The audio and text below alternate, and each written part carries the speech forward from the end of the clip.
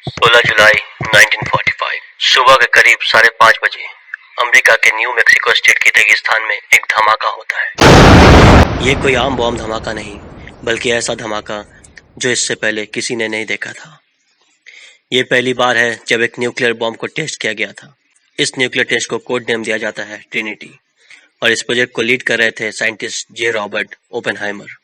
इस बॉम्ब धमाके को देखकर ओपेनहाइमर हैरान रह जाते हैं। उन्होंने एक्सपेक्ट किया था इस एक्सप्लोजन का साइज होगा अराउंड 0.3 किलोटन ऑफ टीएनटी, लेकिन जब एक्चुअल ब्लास्ट हुआ तो इससे 50 गुना ज़्यादा खतरनाक साबित हुआ।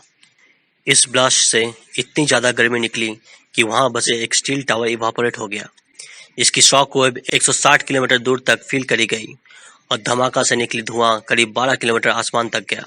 ये सब देखकर ओपेनहाइमर इतना शॉक्ड हो जाते हैं कि भागवत गीता के एक लाइन उनके मुंह से निकलती है, now I am become death, the destroyer of the world. अब सवाल मन में आता है कि ओपेनहाइमर को भागवत गीता के बारे में कैसे पता। तो आइए जानते हैं उनकी पूरी कहानी। रॉबर्ट ओपेनहाइमर का जन्म 21 अप्रैल 1904 को न्यूयॉर्क में हुआ था। वो जर्मनी से आकर अमेरिका में बसे यहूदी अप्रवासी के बेटे थे। ओपेनहाइमर परिवार का कपड़ों का कारोबार था, जिससे उन्होंने काफी दौलत शौहरत कमाई। ओपेनहाइमर का परिवार नैतिक संस्कृति सोसाइटी का हिस्सा था और उस समय डॉक्टर फेलिक्स एडलर ने इसका नेतृत्व किया था। डॉक्टर एडलर ने नैतिक संस्कृति स्कूल की भी स्थापना की थी। ओपेनहाइमर पढ़ाई में इतने तेज थे कि वो 10 साल की उम्र में ही हाई लेवल फिजिक्स और केमिस्ट्री पढ़ रहे थे। साथ ही साथ मिनरलोजी की भी काफी जानकारी थी। ये इतने ब्रिलियंट थे कि सिर्फ 12 साल की उम्र में ही इनको न्यूयॉर्क के मिनरलोजी क्लब में लेक्चर देने को बुलाया गया। अपने एकेडमिक करियर के दौरान ही उन्होंने भागवत गीता पढ़ने की ठानी। इसके लिए उन्होंने बाकायदा संस्कृत सीखी। दरअसल ओपेनहाइमर गीता के अनुवाद की जगह गीता के मूल स्वरूप को पढ़ना चाहते थे, इसलिए संस्कृत सीखी और गीता पढ़ा। फिर आगे जाके 1922 में इन्होंने जब हार्वर्ड पढ़ाई करने गए, तब इन्होंने 4 साल की डिग्री 3 साल में ही पूरा कर लिया। ये अपने क्लास में टॉपर थे। इनका मेजर सब्जेक्ट केमिस्ट्री था। केमिस्ट्री के साथ साथ बाकी सब्जेक्ट जैसे फिजिक्स, फिलोसफी, लिटरेचर में भी इनको काफी नॉलेज था, लेकिन बाद में इनको रियलाइज हुआ कि इनका असली पैशन फिजिक्स है। फिर 1927 जब इनकी उम्र सिर्फ 23 थी, इन्होंने पीएचडी कंप्लीट किया।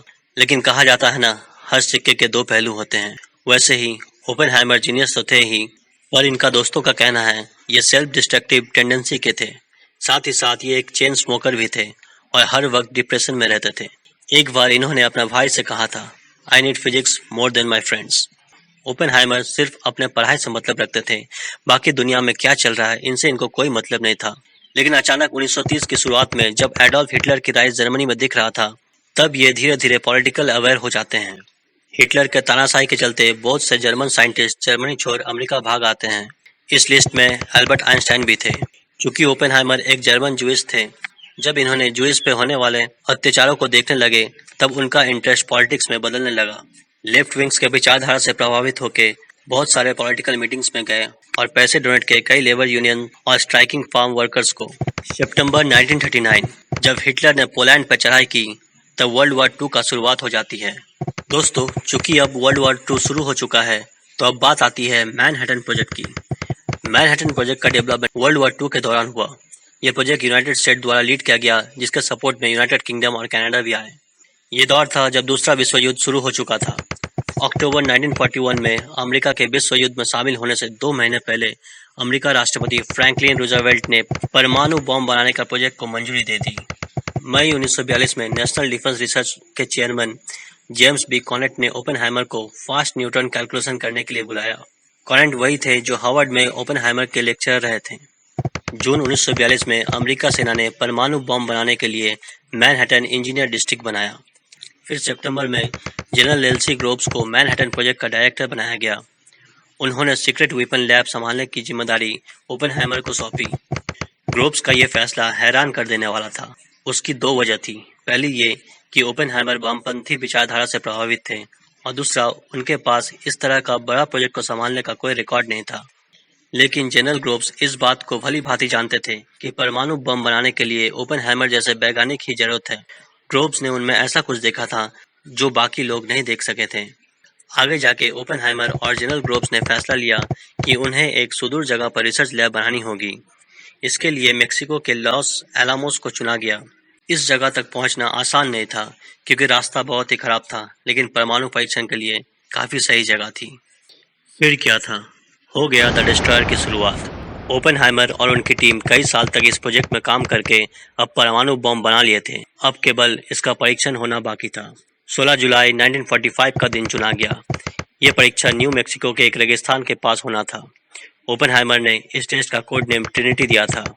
उस दिन ओपेनहाइमर बहुत नर्वस थे। जैसे जैसे धमाके का वक्त पास आ रहा था, वैसे वैसे ओपेनहाइमर के शक्ल पे तनाव बढ़ते दिख रही थी। आखिरकार जब धमाका हुआ तो सब कुछ धुंधला हो गया। लगभग 21 किलोटन टीएनटी की ताकत वाला विस्फोट हुआ। इसका झलक 160 किलोमीटर दूर तक महसूस किया गया। इस सफल परीक्षण के बाद ओपेनहाइमर ने बताया कि ये विस्फोट इतनी चमकदार थी कि उनको गीता का एक लाइन याद आ गया।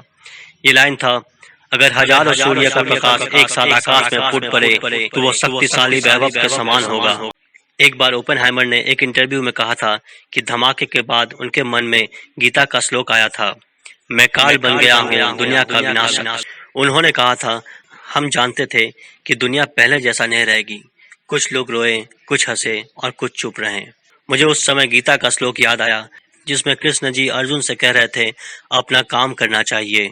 उन्हें प्रभावित करने के लिए कृष्ण जी ने अर्जुन को अपना 10 अवतार दिखाया था और कहा, अब मैं दुनिया का विनाशक, मैं काल बन गया हूँ। बस अब क्या था, जुलाई 1945 में दुनिया के पहले परमाणु बम का सफल परीक्षण हो गया और उसके अगले महीने अगस्त में दुनिया ने इसकी तबाही भी देख ली।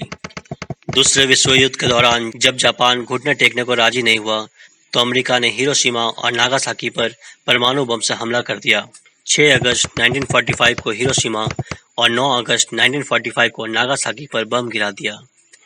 इस हमले में लाखों लोग मारे गए थे। हजारों की चमड़ियां झुलस चुकी थी।